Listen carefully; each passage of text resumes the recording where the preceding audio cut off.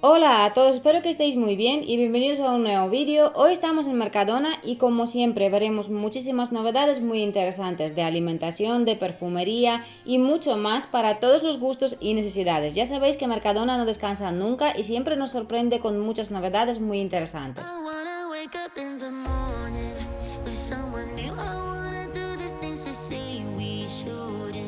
Por ejemplo, de la marca Deliplus tenemos máscara hidratante tipo tissue con arándanos y fresa en tamaño infantil. Es un poquito más pequeña comparando con las otras que compramos siempre.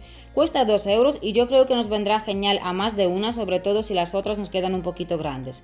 La siguiente novedad también es para cuidado facial, cuesta 4 euros y también es de la marca Deliplus. Son ampollas de pre y probióticos, vienen 10 ampollas en la caja y las podemos utilizar tanto por la mañana como por la noche. Refuerzan y equilibran el microbiota de la piel. No las he utilizado, si vosotras sí, comentar debajo del vídeo.